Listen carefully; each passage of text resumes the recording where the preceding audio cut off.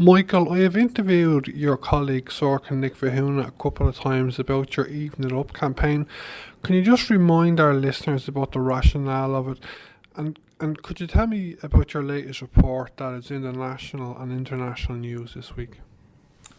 Okay, Oxfam's Even It Up campaign is a global campaign to tackle inequality in the world. It's happening in over 90 countries that Oxfam works in, so it's both looking at inequality within those countries and inequality on a global level. A report that came out this week is part of that campaign, and it highlights the huge level of wealth inequality that's in the world. According to our calculations, 8 people own the same amount of wealth as the poorest half of the population in the world. And this demonstrates that the inequality crisis that has been brought up in a number of different countries is a lot worse than we originally felt. Am I right in saying that this is an international campaign you have, Even It Up? And would you also advocate about inequality in Ireland? Yes, this is an international campaign, as I said. It's specifically looking at inequality that affects the developing worlds, both in terms of the difference between the rich world and the poor world, and also within those developing countries. A number of countries in the developing world have been growing, their economic activity has increased, but yet poverty levels are staying stagnant or reducing. For example, Zambia grew its economy for about 20 years up to the early 2000s, yet within that period, 4 million more Zambians fell into poverty. In terms of Ireland, we're not specifically looking at inequality in Ireland, although inequality is mirroring what's happening in the world. Wealth inequality is quite severe in Ireland, although income inequality is about the European average. However, because of the lack of investment in public services and the cost of living here, income inequality affects people at the bottom a lot more. I think we can see it with the housing crisis, we can see it with the trolley crisis. Just to give you an example, Germany has about the same level of income inequality as Ireland does, yet in Germany you have to wait an average of 29 days for an average operation. In Ireland, it's about 180 days. In Germany, 29 days is seen as a scandal. In Ireland, I think most ministers of health would be delighted with having that figure. What are you calling for in Ireland, well, in the Western world and in developing countries, with your new report in the news and about your Even Up campaign in general? Well, probably the main thing we're calling for in Ireland, and it corresponds to our call globally, is that we look at corporate tax avoidance. Every year, 100 billion is lost to developing countries in legal tax avoidance. Ireland is part of the system where companies are using loopholes to avoid paying a fair share of tax. We all saw the figures in relation to the Apple tax system. So we're calling on the Irish government to implement tough rules to ensure that corporations pay their fair amount of tax in Ireland. In the Apple case, the main subsidiary of Apple that was cited in the ruling was Apple International, and it was involved for global sales, which included sales of its digital products in Africa and Asia. So there's obvious worry among us that Ireland isn't part of the problem and becomes part of the solution. Do you know how much, just off the top of my head, do you know how much money Apple made in profits through Ireland? I don't know off the top of my head, to be honest with you. What we do know is that the EU has ruled that it should have paid 13 billion in taxes. So if they were the taxes due at 12.5%, the profits due to Ireland would be maybe 10 times that amount, which would be over 100 billion.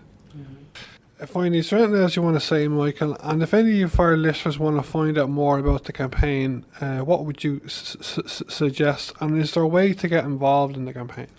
Yes, if people go to our website, that's oxfamireland.org, they can find ways that they can get involved in the campaign, and they can find out more about some of the people that we're working with in countries like Kenya or Vietnam that are affected by this. Sorcha leabhar mé leat nuair a seoladh bhór factas even it up dús agus leabhar mé leat ina dhé sé sin có maiid an féidir leat nua-thonnú a thabhairt faoin scéal is déanaí ina le a thuil. Agus an féidir a introduún faoin dorascáil mhór is déanaí atá guibh atá go mór sa niocht an teachtain seo. Well, le cúpla bliana nús tá Oxfam a gobar námh ionanas sé sin an barna idir daoine sever dain agus gatainna eile a chamála sin táidir ag díú freisin an barnatá fós idir mná agus fér agus breanú freisin obair agus tuairistil daoine agsúla agus an slí na mí annach chuid daoine buachta tá cur torgaí uirthe le chéile nachhfuil si ag fáil an pá nó an íciat fearáilte tá an andómh.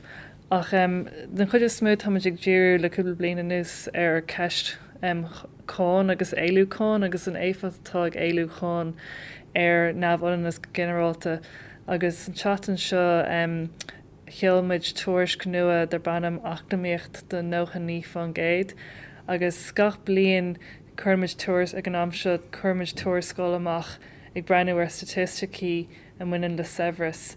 Agus an fáin dhéanamid é sin nó go mín polytóirí agus daoine gnó bailú le chéile i Davos an Elvéis le haid an fóm achtamíocht dainde. Agus am lína bhuaimiid breanú ar na statisticí agus thonnigmid ar sunraí agsúla agus fuairmid amach gur níos sa látá nniuán ghfuil an Severus céine ag 8 fearr is atá an lá is buachta de phobal an dain. An bblion se caite na rinneid an analís seo thonnigmid ar ibhar 62 duine ar an Severus céine acu le an dain sin an lá is buachta.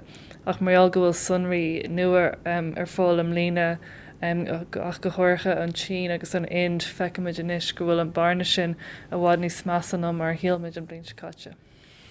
Agus tá an tuairiscáil seo am lína agus leabhar mé leat faoin dorascáil a gcuibh an bblion caite agus ceapman blion ribh sé sin commuid tá sí iúnach ó thaobh bhór factas even up nach bhfuil an bhfuil?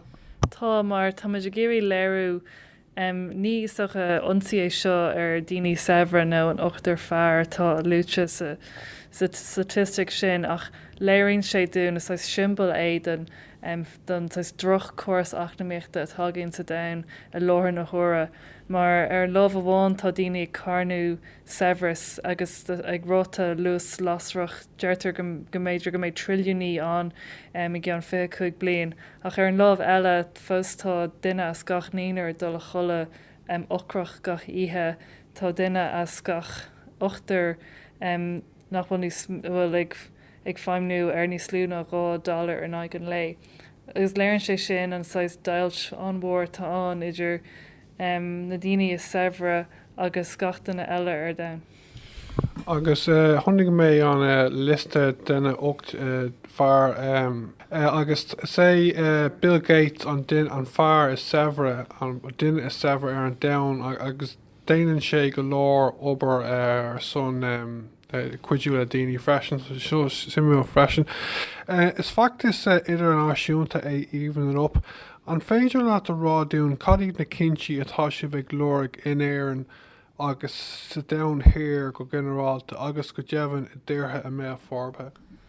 As stocha an príomh rud atá le ráig an tuairt seo ná ghfuil gá le acnamíocht dainde níos déine agus cé go bhfuil námh-ionanas donna sa dain sa látaniu an ní gá gurbééis sin an scéil a gcónaí tá rudí gur féidir a dhéanamh chun an dáil seo a leisú agus an fáib seo generalta leisú.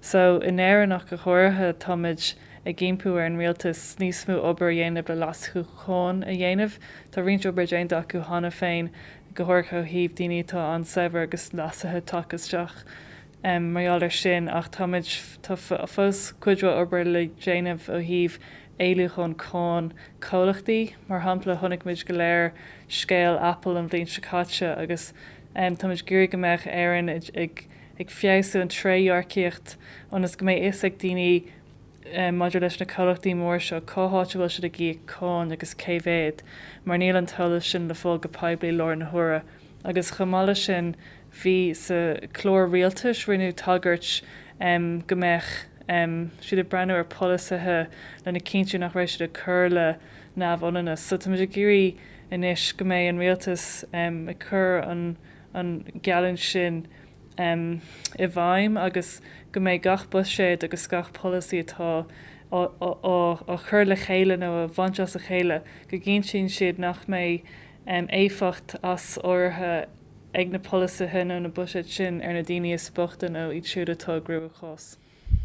Is ceiste í cáin atá rúnach dún in éan agus Naontas Eorpa agus dtíortha mé forbe freisin. An féidir an rádiún choirí an teachtarach is mó atá a go do rialtas na hÉireann agus go deimhan do folateirtaí in éan go generalta. Well is socha ag deire an bblin sicáte mí na nulaigh cheolmid tuair sceile ag léir céirdaí na charman cónach corparáideach is measa ar dain agus bhí ar an sa lista sin agus ceapan go dtigean daoine in ar an gomá go bhfuil cólachtaí móra i gairí le gan an méid cóin tá sin anonymsa íoc a íoc. Níl ag rá go caafar an ráta cóin corparáideacha ahrú ach tá muid a géir go meid cólachtaí ag íoc an ráta sin. Mar hampla léirí an fiúcháin a rinne an órapasteach chós Apple go raibh siad a gíoc náid punca náid a náid cuaig fan géad ag pointse bháin ceapan ghobhíle sa cathirdeag. Agus tá sin bhaid níos lú ná an dóigh fan géad atá siad námsa dóigh agus puncuig an námsa tá sin námsa íoc. Agus ceapan go daoine tín den a tuirseach de seo agus go fecinn siad nuair nach bhfuil an airgad cónach ag rialtas chun seirbhísí poiblí níos fearr chur fáil go gníic an gatainna eile as seo. So si daoine buchtach go thuircha tá a gcéic agus tá costas daine an nuair nach íocann cólachtaí mór an cón a cheartmh íoc. Tá si do creide go bhfuil daoine ceanna bháin faoin géad de cíine ag bhádnaí severin is ná mar raibh roinnt blianta ó hen rih an coolú eicnemáineachta ach an cuidas móid na daoine tá níos bogta fiú an éireann agus tá si do creide ceapan sé céó sever is atá si na daoine chéine an ceanna bháin faoin géad ag áirí tá do creide go Tá bhín tháinig méid bblin sicáte a tuairisc bblin sicáte gohfuil inis níos smú ag an aon fangéid is tá an nócha ní fangéid eile de daoine atá sa dain agus le go léironn sé sin go bhfuil nuair tá tú sever áonn tú ní sever fós agus tá ní smú deisna agat an sever sinna os. Ach stocha mar eile ná go mín caafar a rá go rinneú annach chuid dul an cín le cúpla blian beidir 23 blian nús chun daoine a bhaint as fearmhachtanas ach tá sagin go meach níos mú daoine 700 milliún duine nach meach a fearmhachtanas lá tániuán domar ag rinne polisathe a bhaim an chun do dulin lech le fáib a námhionanas. Agus socha freisin le seo a dtíortha mé forma. Bhil se go daimda agus fecinn muid le Brexit le tábhachán Donald Trump go bhfuil an námhionanas a chur isteach ar daoine ar fud an dain agus go caafar dul an lech leis go bhfuil nó muna agus freisin ní hiad leheadí Oxfam amháin atá caint faoi námhionanas tá an OECD an IMF an bank damda ag rá an rud céine freisin. So fiú muna bhfuil tú smaoine faoi daoine caafar rá agus tá sé take ag daoine inis go bhfuil námhionanas go donna le fós ach na méta generalta. So tá annach chuid fána go caiimiid dul an lech leis. Má hastín ar gcuid éisteoirí a bheith páirseach san achtas íomnú up ag cad an múlfá tú dóibh. Well socha rud éasca agus trófach le déanamh nó is féidir le anam chur leis an feachtas tá gin na láthir na thura, Tá feachtas a gin ar si féidir lína Oxfam, oxfamireland.org/tax agus an sin toimeide i ggéirí ar daoine anam chur leis an feachtas tá a gin chun impú ar an rialtas triarchiacht a éasú agus brúachar orthú fáisiú chun peblií dhéanamh dus na de céhéad cóáit bhfuil choachtaí a gé cáin si sin choachtaí bhil banteach chu lehéann agus céhéad mar bheith an tolas sin an úsáideach le haid tíir bochtach go chóircha mar láthir na thura níl is acu céir na slitin an bhfuil si a choúint airgad táhachtach.